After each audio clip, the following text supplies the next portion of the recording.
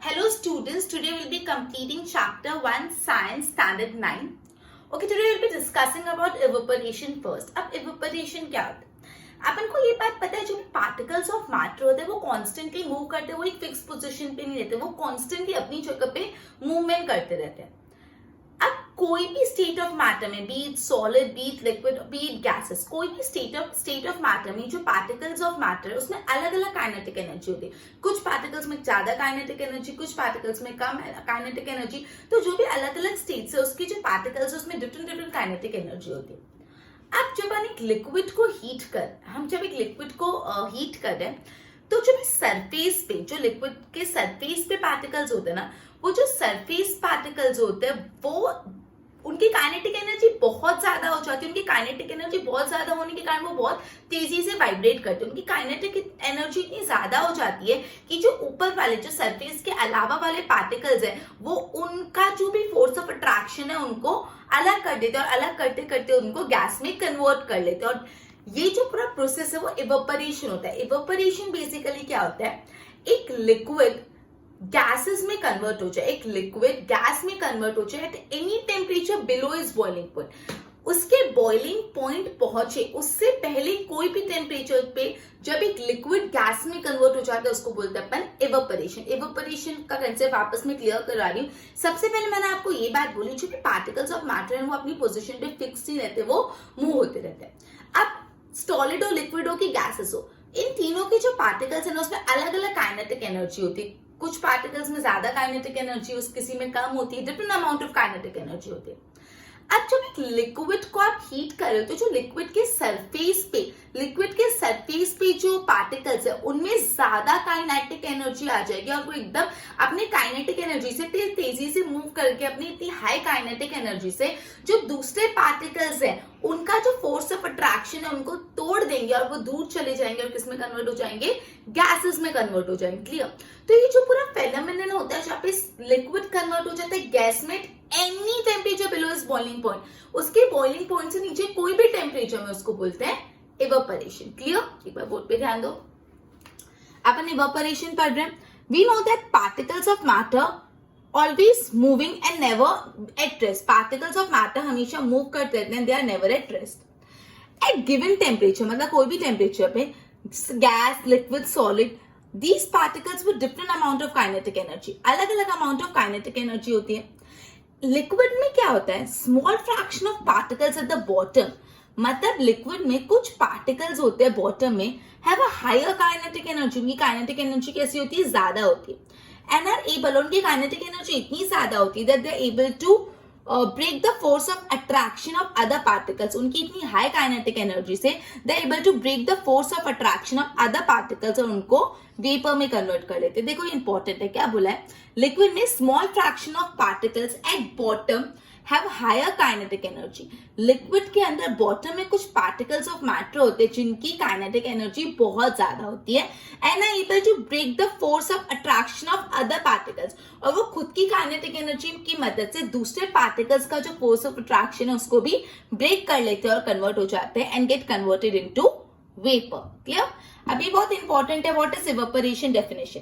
The फेनोमेन of changing liquid into vapor, ये जो फेनोमेन है of changing liquid into vapor at any temperature below its boiling point, boiling point के नीचे कोई भी टेम्परेचर पे जब लिक्विड गैस में कन्वर्ट हो जाता है वो फेनोमेनन को बोलते हैं evaporation. The phenomenon of changing liquid into gas into vapour eight any temperature below is boiling point is called evaporation.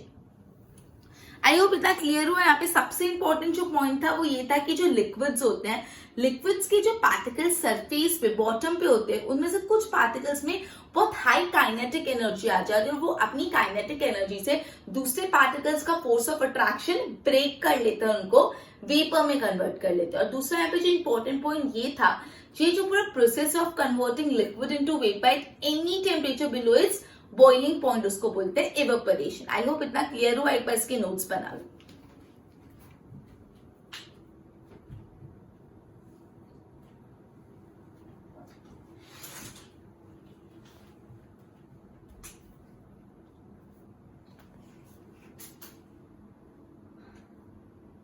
अब मैं बहुत इंपॉर्टेंट आंसर आपको करवा रही हूँ। What are the factors that affect the evaporation? Evaporation को असर करते हुए कितने फैक्टर्स है?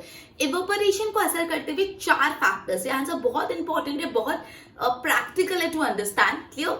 सबसे पहला फैक्टर जो इवेपोरेशन को असर करता है वो है इंक्रीज ऑफ सरफेस एरिया। अब पहले ना मैं इसको डिटेल में थियोरेटिकली बताऊं उससे पहले मैं आपको एक प्रैक्टिकल एग्जांपल देती हूँ।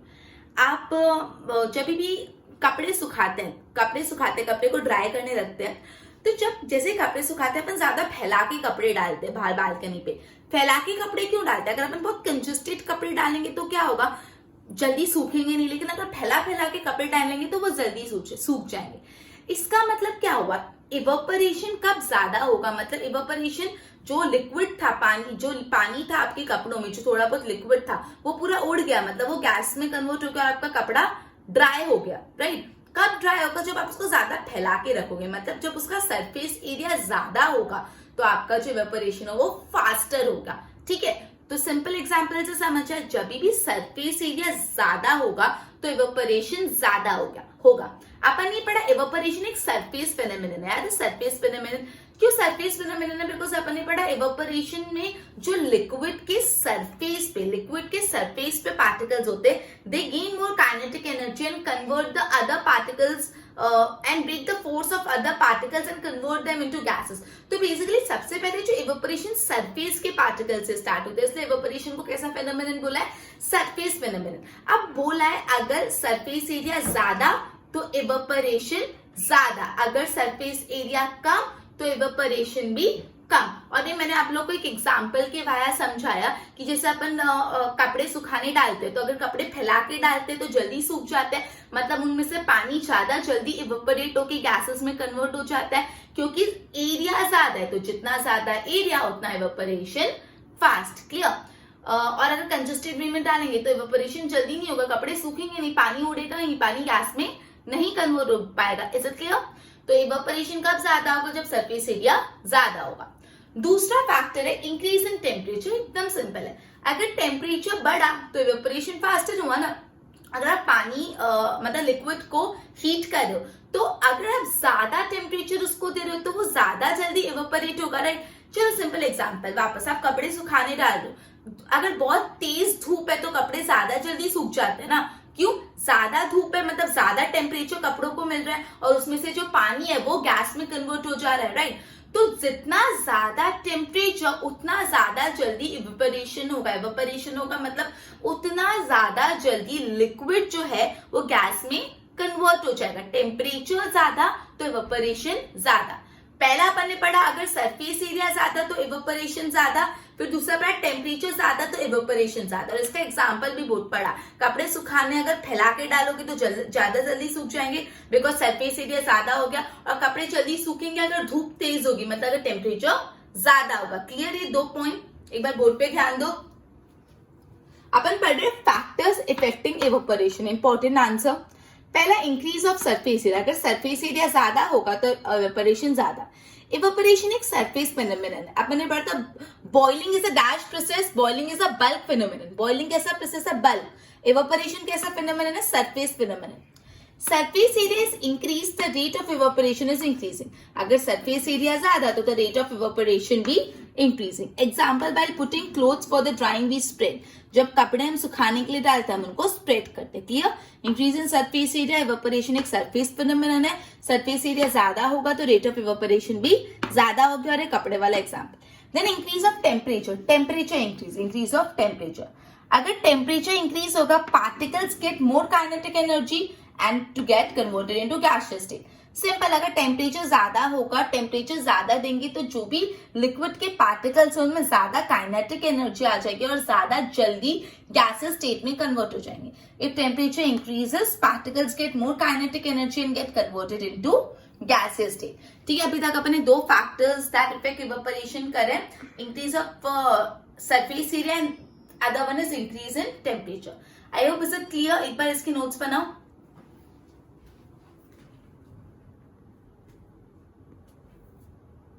ओके, जो थर्ड फैक्टर है जो इवेपोरेशन को इफेक्ट करता है वो होता है डिक्रीज इन ह्यूमिडिटी। अब ह्यूमिडिटी क्या होता है? ह्यूमिडिटी क्या होता है? ह्यूमिडिटी मतलब amount of water vapour present in the air. Air में जितने वाटर वेपर प्रेजेंट होते हैं उनको बोलते हैं ह्यूमिडिटी, ठीक है। ह्यूमिडिटी मतलब अपन बोलते हैं बहुत ह्यूमिड वेदर है। ह्यूमिड मतलब बहुत गीला गीला वेदर है, एनवायरमेंट में बहुत पानी है, बहुत गीला गीला वेट वेदर है, ठीक है। ह्यूमिडिटी क्या होता है? Amount of water vapour present in the air.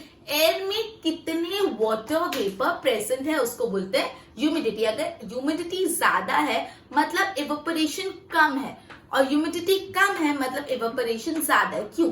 अभी जैसे कपड़े सुखाने वाला एग्जांपल ही लो, मैंने बोला था कि अगर ह्यूमिड वेदर है, बहुत गीला गीला वेदर है, मतलब बिल्कुल भी ड्राई वेदर नहीं, एकदम वेट वेदर है, ह्यूमिड वेदर है, तो उस टाइम पे अपन क्या बोलते हैं? भिनाश है, हवा में भिनाश है, तो अपने कपड़े चलते। तो अगर हवा में बहुत भिनाश है तो कपड़े जल्दी सूखते नहीं, क्योंकि वेदर जब ह्यूमिड होता है तो इवेपोरेशन स्लो होता है। इवेपोरेशन स्लो होता है मतलब जो कपड़ों में से वाटर है वो वेपर्स में बहुत देरी से कन्वर्ट होते हैं, ठीक है।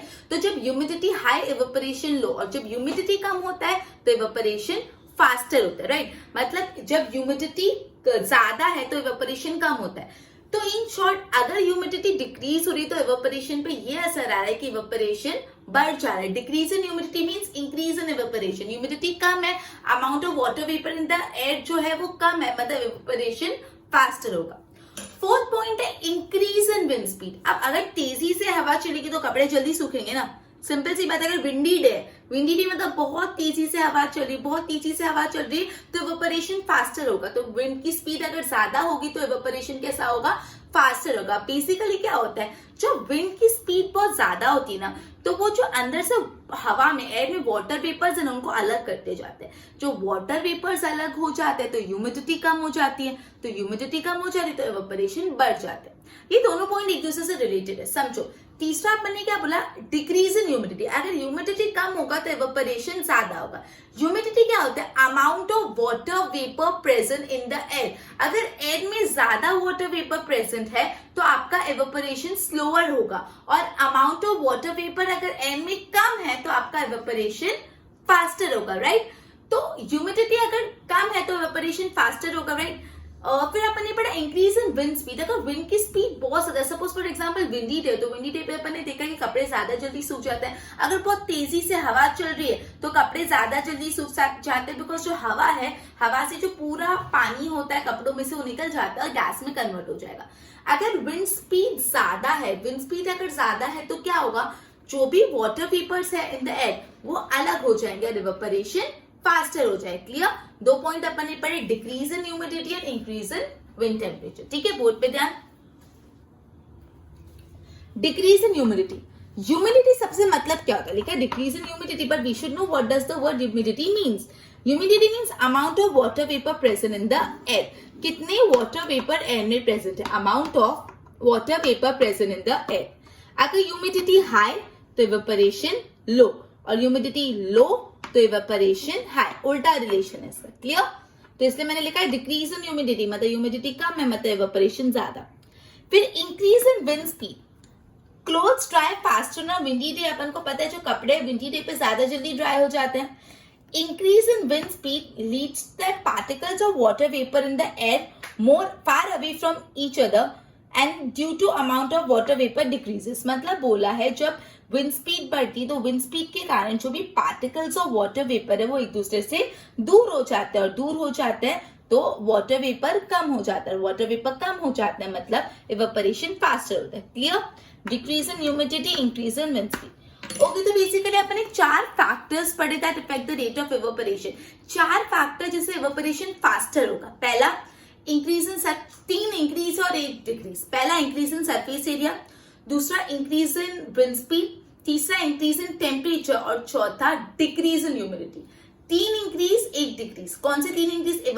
Increase in surface area, increase in temperature, increase in wind speed, और सिर्फ 1 डिक्रीज इन ह्यूमिडिटी। ये चारों इवेपोरेशन को फास्टर करते हैं। मतलब अगर सरफेस एरिया ज्यादा होगा तो इवेपोरेशन फास्टर होगा, टेम्परेचर ज्यादा होगा तो इवेपोरेशन फास्टर, विंड स्पीड ज्यादा तो इवेपोरेशन फास्टर।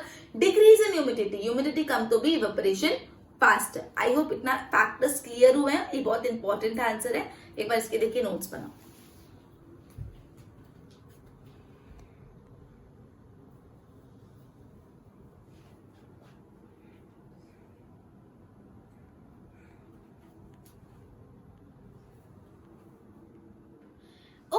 नेक्स्ट सवाल ये आता है, क्या इवेपोरेशन से कूलिंग होता है?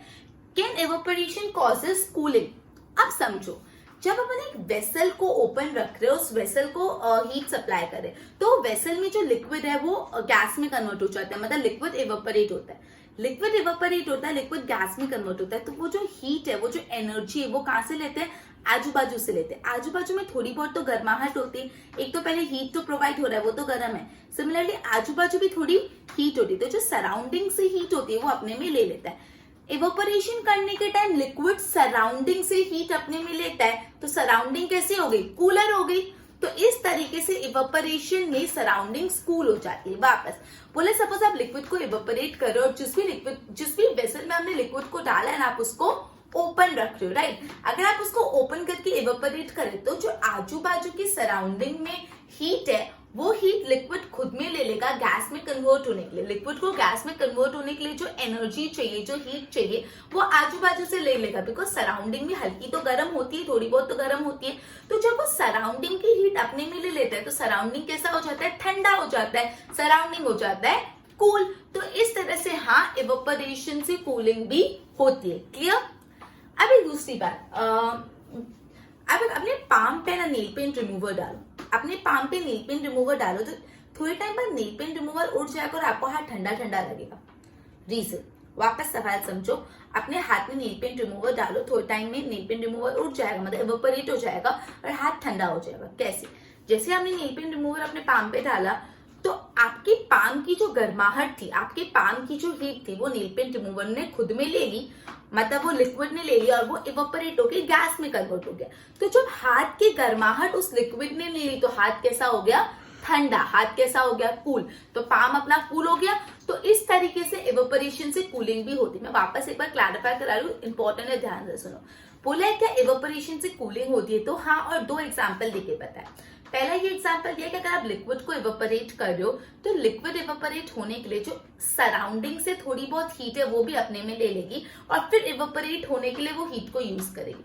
तो जब वो सराउंडिंग से हीट ले लेगी, तो सराउंडिंग कैसे हो जाएंगे? कूलर। सराउंडिंग ठंडा हो जाएगा। इसको और क्लैरिटी से समझने के लिए नेक्स्ट एग्जांपल ज्यादा अच्छा है कि आप एक पाम में, अपने पाम में आप नेल पेंट रिमूवर डालो। जैसे हमने पाम में नेल पेंट रिमूवर डालोगे, थोड़े टाइम बाद पाम से नेल पेंट रिमूवर उड़ जाएगा, मतलब इवेपोरेट होगी। जो नेल पेंट रिमूवर लिक्विड होता है, लिक्विड से कन्वर्ट हो जाएगा इन द गैसेस और आपको हाथ ठंडा ठंडा फील होने लगेगा। क्यों ठंडा फील होगा? बिकॉज आपके हाथ में जो गर्माहट है, आपके हाथ में जो हीट है, वो नेल पेंट रिमूवर ने यूज कर ली खुद को गैसेस में कन्वर्ट करने के लिए, और आपके हाथ की जो गर्माहट है, जो नेल पेंट रिमूवर ने यूज कर ली, तो आपका हाथ कैसा हो गया?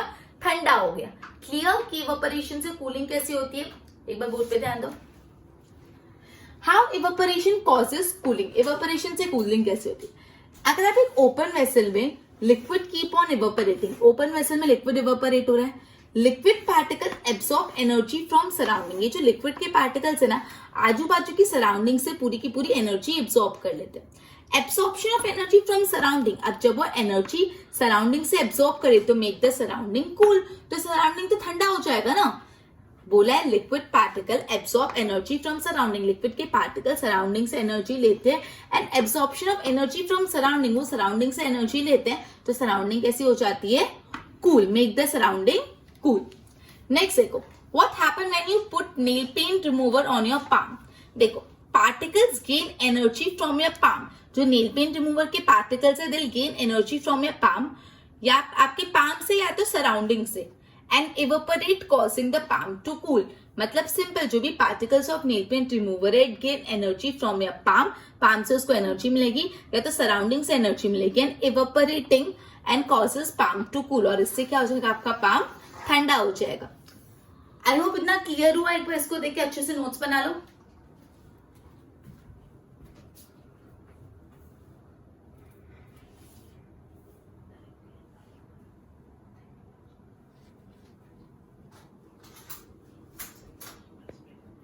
नेक्स्ट सिचुएशन ऐसी है कि आपने ऐसे देखा होगा, जब एक हॉट सनी डे होता है, बहुत गर्म दिन होता है, एकदम sunny day, sun is on your head, बहुत अगर गर्मी होती है, तो उस दिन जमीन पे या तो रूफ के ऊपर पानी डाला जाता है। जमीन या रूफ में पानी डालते हैं तो वो जमीन या रूफ थोड़ी ठंडक हो जाता है। आपने काफी बार देखा होगा, जब बहुत धूप होती है तो पानी डालते हैं, जो भी लैंड पे, जमीन पे पानी डालते हैं, तो छपरों पे, रूफ पे पानी डालते हैं जिससे थोड़ी ठंडक हो।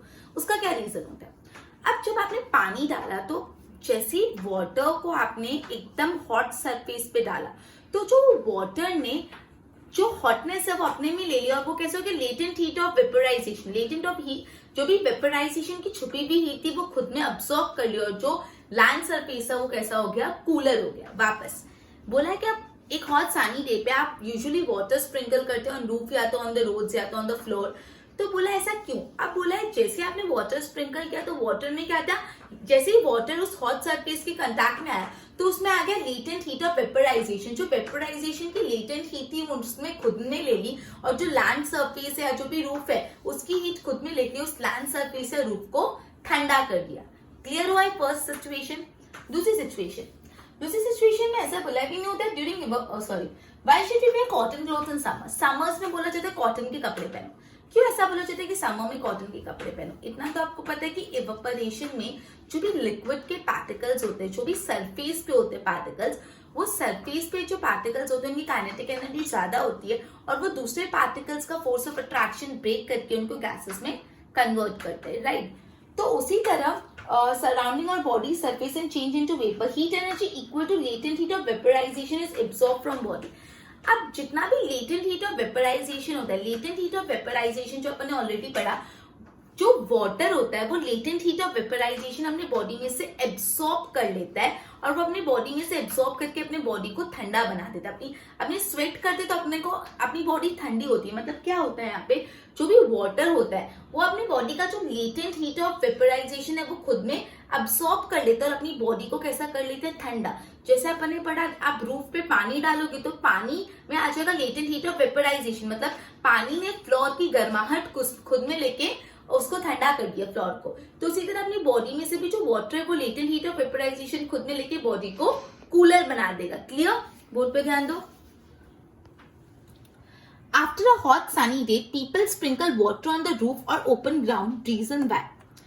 Large latent heat of vaporization of water, जो भी water का latent heat, latent मतलब hidden heat of vaporization की जो hidden heat है, help to cool the hot surface। तो जो भी बहुत ज्यादा latent heat of vaporization है पानी में, it helps to cool the hot surface। ठीक है, तो आपको 2 मार्क के लिए 1 मार्क के लिए पूछ सकते हैं कि by on a hot sunny day people sprinkle water on the roof और द ओपन ग्राउंड। ठीक है, तो you need to write large latent heat of water helps to cool the hot surface. फिर है why should we wear cotton clothes in summer, summers में क्यों हमको cotton cloth पहनने चाहिए? तो we know that during evaporation particles at the surface of liquid gain energy. Evaporation के दौरान जो भी सरफेस के पार्टिकल्स होते हैं उनको एनर्जी मिलती है फ्रॉम सराउंडिंग और बॉडी सरफेस, मतलब या तो सराउंडिंग से उनको एनर्जी मिलती है बॉडी सरफेस से, एंड वो किस में कन्वर्ट हो जाते हैं, वेपर में कन्वर्ट हो जाते हैं। Heat energy equal to latent heat of vaporization is absorb from body. Body में से कितना हीट एब्सॉर्ब हो जाता है, equal to the latent heat of vaporization, जितनी हीट एब्सॉर्ब हो जाती है और जिससे अपनी बॉडी कूल हो जाती है, मतलब अपनी बॉडी की जो हीट है वो एब्सॉर्ब हो जाती है, अपनी बॉडी की जो गर्माहट है वो अब्सॉर्ब हो जाती है इवेपोरेशन के प्रोसेस में और वो अपनी बॉडी कूल हो जाती है। सिंपल, अपन ने ये जो कंसेप्ट पढ़ा ना कि इवेपोरेशन से कूलर होती है चीजें, उसी कंसेप्ट पे ये 2 चीजें। इवेपोरेशन क्या करता है, लिक्विड इवेपोरेशन मतलब लिक्विड गैस में कन्वर्ट होना। तो लिक्विड जब गैस में कन्वर्ट होता है तो लिक्विड आजू बाजू की गर्माहट, आजू बाजू की एनर्जी, आजू बाजू की हीट खुद में ले लेता है और आजू बाजू को ठंडा कर लेता है। तो जैसे आप पानी डाल रहे हो ना जमीन पे, तो पानी जैसे उस पे गया, पानी धीरे धीरे पानी डाल के, पानी हमेशा वैसा रहता थोड़ा है, पानी उड़ जाता है ना, इवेपोरेट हो जाता है। अगर आप एक ओपन सरफेस पे वाटर स्प्रिंकल कर रहे हो तो थोड़े टाइम बाद वो पानी सूख जाएगा, पानी इवेपोरेट हो जाएगा। तो ये जब पानी आप सरफेस पे डाल रहे हो तो वो इवेपोरेट हो रहा है, मतलब वाटर गैस में कन्वर्ट हो रहा है। तो उसको जो गर्माहट है, उसको जो हीट है वो कहां से मिल रही है, गरम गरम जमीन से। तो जब गरम गरम जमीन ने अपनी हीट पानी को दे दी गैस में कन्वर्ट होने के लिए, इसलिए गरम गरम जमीन जो थी वो कैसी हो गई, ठंडी हो गई। क्लियर? उसी तरह अपनी बॉडी में भी जो वाटर वेपर, वाटर पार्टिकल्स होते हैं वो अपनी बॉडी की जो अपनी बॉडी गर्म होती है, अपनी गर्म बॉडी से गर्माहट अपने में ले लेते हैं, लेटेंट हीट ऑफ वेपोराइजेशन ले लेते हैं और अपनी बॉडी को कैसे करते हैं, कूलर। क्लियर? एक बार इसकी नोट्स बनाओ।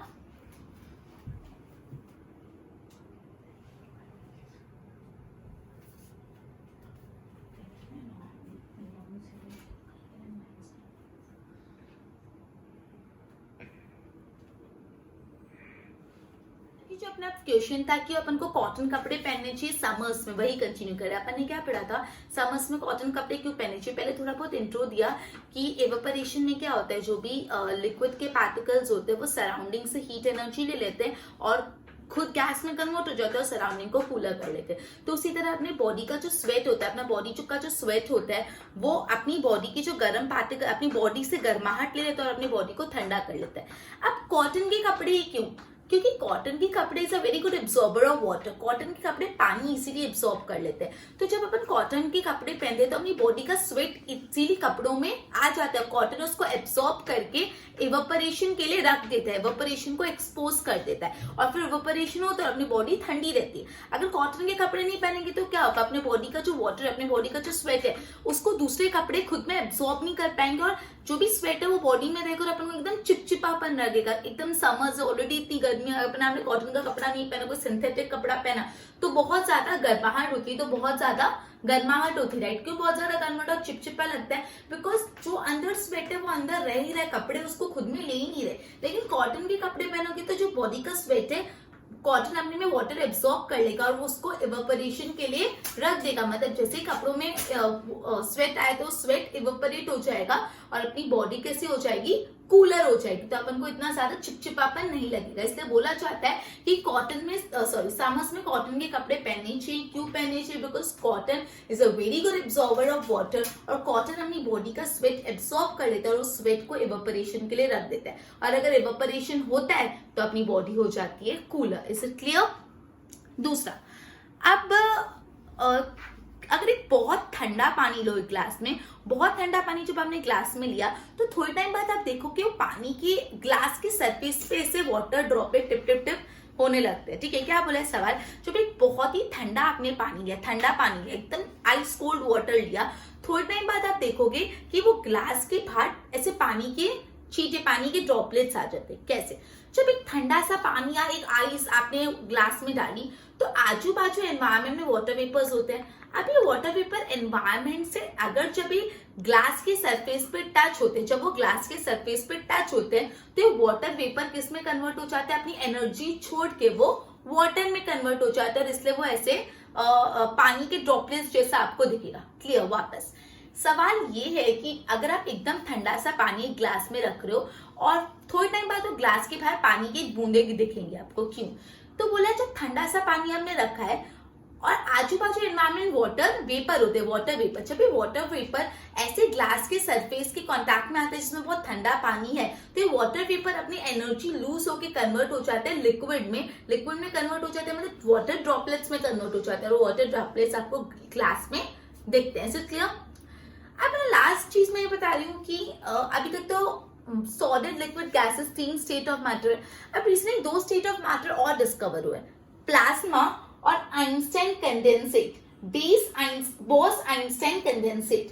ठीक है, तो टोटल अभी 5 states of matter. Solid liquid gases तो काफी टाइम से चला रहे हैं, फिर अभी 2 न्यू है, प्लाज्मा और दूसरा है Bose Einstein condensate. Clear. Okay, अभी अपन ने क्या पढ़ा, अपन ने ये पढ़ा क्यों अपन को कॉटन में समर के कपड़े पहनने चाहिए और अपन ने ये पढ़ा कि क्यों वाटर ड्रॉपलेट जो ग्लास पे होता है अपन को अगर बहुत ठंडे ग्लास में वाटर ड्रॉपलेट क्यों दिखते। क्लियर। बोर्ड पे ध्यान। Cotton being a good absorber of water, मैंने बताया था cotton is a very good absorber of water, पानी बहुत इजीली एब्जॉर्ब कर लेता है। Help in absorbing the sweat and expose it to the atmosphere for easy evaporation. Cotton being a good absorber of water helps in absorbing the sweat. Cotton बहुत easily पानी को absorb कर लेता है, इसलिए वो sweat को भी खुद में absorb कर लेता है and exposing it to atmosphere for evaporation, और वो atmosphere में उसको दे देता है for evaporation. Why do we see water droplet? अब next question है, why do we see water droplets on the outer surface of glass containing cold water? एक glass उसमें ठंडा पानी है, उसके आउटर सरफेस पे क्यों आपको वाटर ड्रॉपलेट मिलते हैं, तो water vapour present in the surface of air on coming in contact with the cold glass, जो भी water vapour present in the surface of air on coming in contact with the cold water loses energy, अपनी energy lose होते हैं और किस में convert हो जाते हैं, लिक्विड में कन्वर्ट हो जाते हैं, which we can see as a water droplet. Scientist have not found 5 states of matter. कौन से 5 स्टेट ऑफ मैटर है, solid, liquid, gas, plasma and Bose, Einstein, condense state, ये 5 state of matter currently known है. Okay, I hope इतना clear हुआ. इसके एक बार notes बनाओ.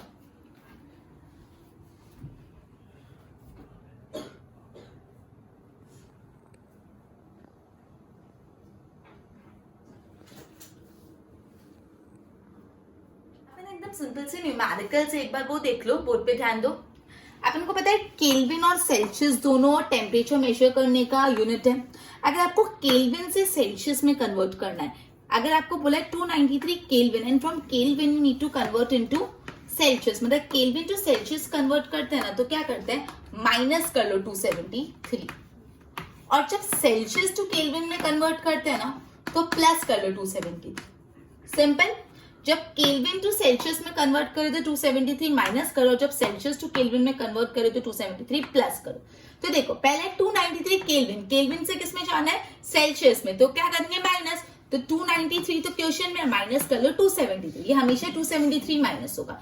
293 माइनस 273 20 डिग्री सेल्सियस लिखना, यूनिट ऑफ मेजरमेंट लिखना 20 डिग्री सेल्सियस.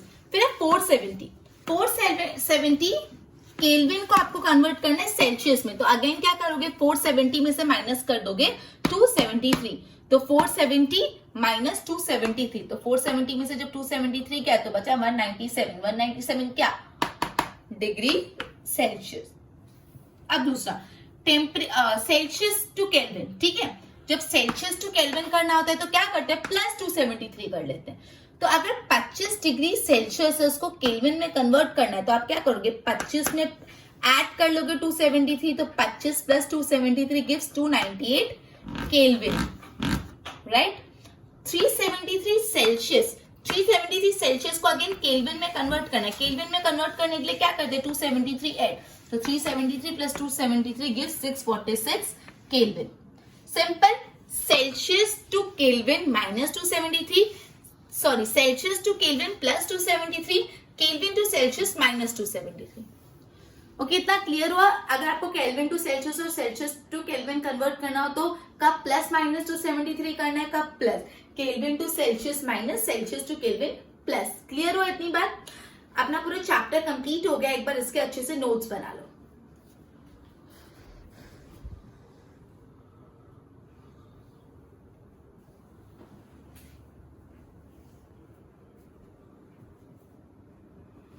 ओके, अभी तक जितना भी पढ़ा एक बार रिवाइज करते हैं. जैसे अपना लेक्चर स्टार्ट हो, we studied about evaporation. Evaporation एक सरफेस फिनोमिनन है. Evaporation is a process in which liquid gets converted into gases at any temperature below is boiling point. Boiling point से नीचे कोई भी टेम्परेचर भी जब लिक्विड गैस में कन्वर्ट हो जाता है उसको वो बोलते हैं इवेपोरेशन.